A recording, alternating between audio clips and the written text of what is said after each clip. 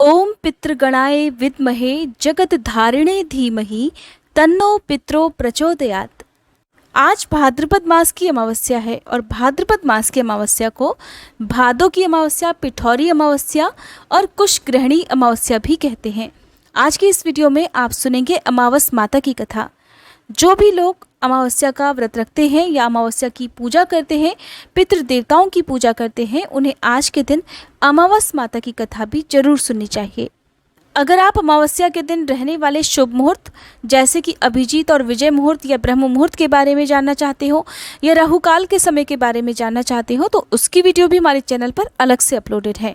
अगर आपको महापुराणों की कथाएं सुनना पसंद है तो सावन के महीने से ही हमारे चैनल पर शिव महापुराण की कथाएं सुनाई जा रही है और भादों के महीने से हमने भागवत कथाएं सुनाना प्रारंभ किया है। अगर आपको ये कथाएं सुननी हो तो एक बार आप हमारे चैनल पर अपलोडेड इन वीडियोस को जरूर देखिएगा। पौराणिक कथा के अनुसार एक गांव में सास और बहू अकेले रहते थे और उनका बेटा विदेश में कमाने के लिए गया हुआ था।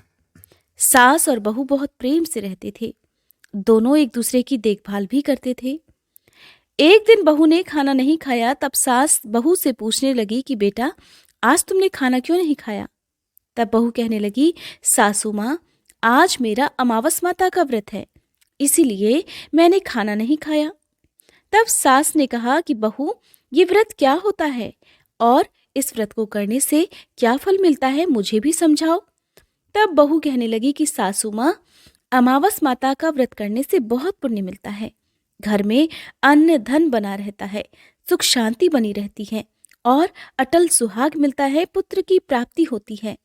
इसी तरह से 3 पनौती अमावस माता का व्रत भी रखा जाता है। इस व्रत में हर वर्ष अलग अलग खाना खाया जाता है और विष्णु भगवान के मंदिर में चढ़ावा चढ़ाया जाता है या फिर किसी ब्राह्मण को दान दक्षिणा दी जाती है। इस व्रत में पहले साल शक्कर, घी और चावल से बना खाना खाया जाता है। पहले साल व्रत पूर्ण होने के बाद 1.25 किलो चावल और 1 कटोरी घी और 1 कटोरी शक्कर का दान किसी ब्राह्मण देवता को दान में दिया जाता है। दूसरे साल जौ, घी और शक्कर से बना खाना खाया जाता है। इसी तरह जब दूसरे साल का व्रत पूर्ण हो जाए तब 1.25 किलो जौ, 1 कटोरी घी और 1 कटोरी शक्कर किसी मंदिर में चढ़ाया जाता है या किसी ब्राह्मण को दान में देना होता है। तीसरे साल गुड़, तिल और घी से बने व्यंजन खाने चाहिए। जब तीसरे साल व्रत पूर्ण हो जाए तब आधा किलो तिल, गुड़ और 1 कटोरी घी किसी मंदिर में चढ़ाया जाता है या ब्राह्मण को दान में दिया जाता है। इसे ही सासुमा 3 पनौती अमावस्या का व्रत कहा जाता है। फिर बहू बताने लगी कि माँ जी, इस व्रत का संकल्प लेने के बाद इसे पूरा करना जरूरी होता है। अगर पूरा नहीं कर सकते तब घर परिवार में झगड़ा और घर में अशांति हो जाती है।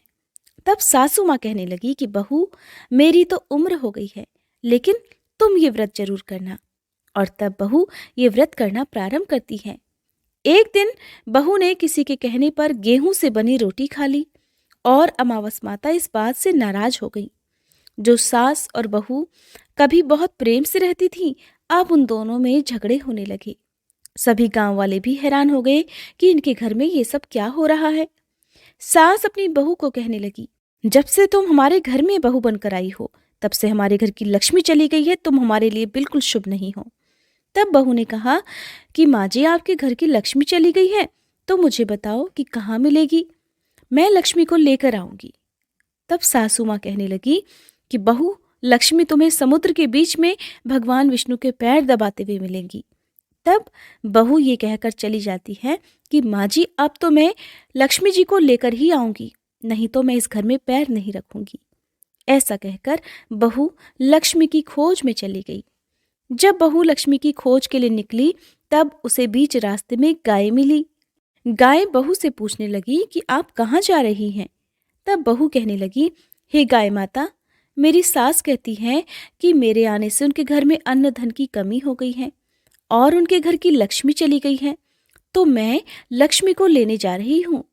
तब गाय माता कहने लगी, हे बेटी, अगर तुम जा ही रही हो तो भगवान से मेरे बारे में भी पूछ लेना। तब बहू कहने लगी, ठीक है गाय माता, मैं आपके बारे में भी पूछ लूंगी। तब गाय माता कहने लगी कि जब मेरा बछड़ा होता है तो वो मर जाता है, जिंदा नहीं रहता। तुम लक्ष्मी जी से पूछ लेना कि आखिरकार मेरे साथ ऐसा क्यों हो रहा है। मैंने ऐसे कौन से कर्म किए हैं जिसकी सजा मुझे मिल रही है। तब बहू कहने लगी, गाय माता, मैं आपके बारे में जरूर पूछ लूंगी। ऐसा कहकर बहू आगे बढ़ गई। जब आगे बढ़ी तब रास्ते में उसे एक घोड़ी मिली जिसके गले में घंटी बंधी हुई थी। घोड़ी ने भी कहा कि बेटी, तुम मेरे दुख का निवारण लक्ष्मी जी से पूछ लेना। तब बहू कहने लगी, मैं जरूर पूछ लूंगी। ऐसा कहकर बहू आगे बढ़ गई। आगे जाते ही बहू को एक अंधा और बहरा बुजुर्ग मिला। उसने भी बहू से अपनी समस्या के निवारण के लिए पूछने का कह दिया। तब बहू उसकी समस्या भी भगवान से पूछने का कहकर आगे बढ़ गई। आगे जाते ही बहू को एक बूढ़ी औरत मिली जो कि हाथ और पैर से अपाहिज थी।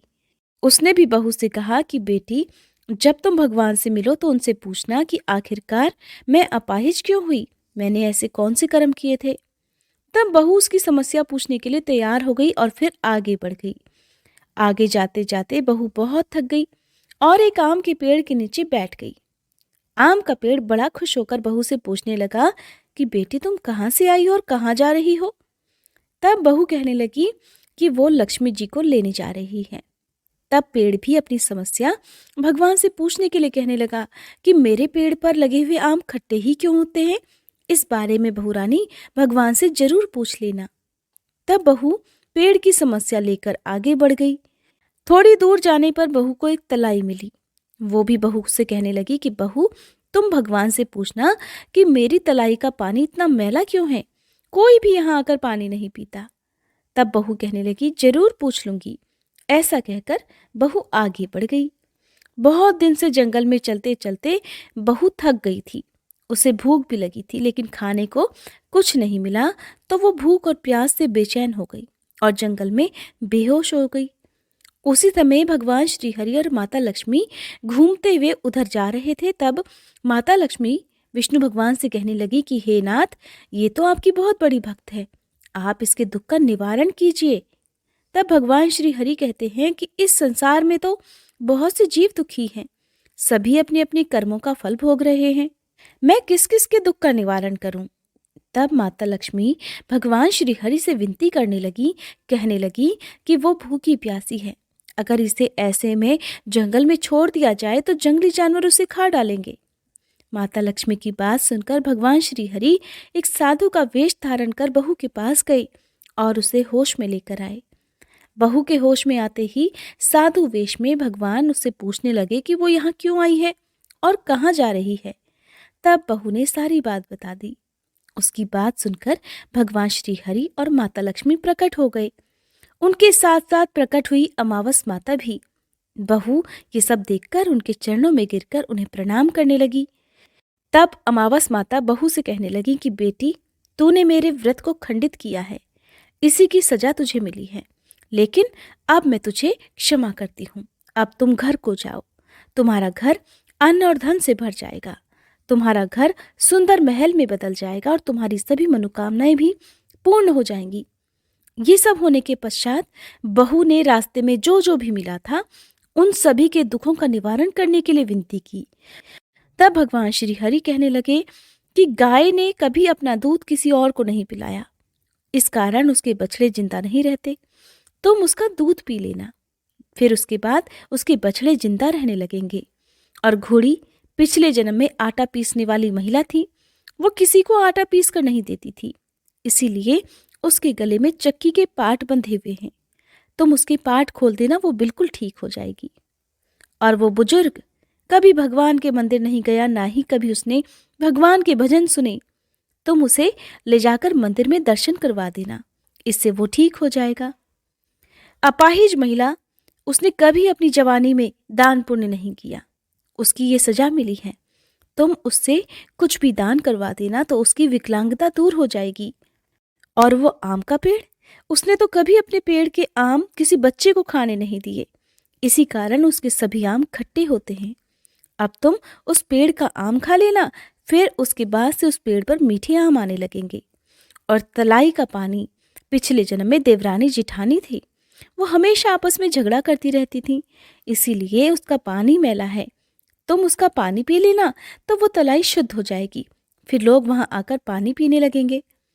इस प्रकार बहू ने भगवान श्री हरि, माता लक्ष्मी और अमावस माता को प्रणाम किया, उन्हें धन्यवाद किया और अपने घर के लिए तैयार हो गई।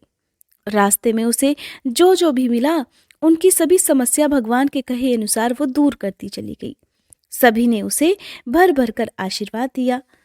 घर पहुंचते ही उसका टूटा फूटा घर एक सुंदर महल में बदल गया। उसके घर में अन्न और धन के भंडार भर गए। अब बहू ने सासू माँ से कहा कि सासू माँ, आपने तो सच में कहा था कि मैं आपके लिए शुभ नहीं हूँ। मेरे जाने से ही आपके घर में लक्ष्मी आई है। अब आप यहाँ रहें, मैं मरने जा रही हूँ।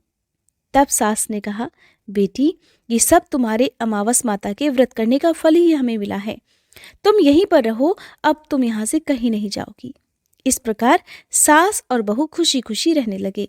और फिर एक दिन सास का बेटा भी विदेश से वापस लौट आया और घर में जब उसने खूब धन दौलत और धन के भंडार देखे, तब उसकी माँ ने सारी बात अपने बेटे को बता दी। इस प्रकार वह लोग खुशी खुशी रहने लगे और तीनों मिलकर अमावस माता के व्रत रखने लगे। बोलिए अमावस माता की जय। हे अमावस माता, इस कथा को कहने, सुनने और हुंकारा भरने वाले सभी भक्तों के घर में धन धान्य के भंडार भरना, सभी की रक्षा करना। प्रेम से बोलिए अमावस माता की जय। अगर आप पिठौरी अमावस्या की, कुशग्रहणी अमावस्या की कथा सुनना चाहते हो तो उसकी वीडियो भी हमारे चैनल पर अलग से अपलोडेड है। अगर ये वीडियो आपको पसंद आई हो तो प्लीज़ वीडियो को लाइक करके चैनल को सब्सक्राइब करना मत भूलिएगा।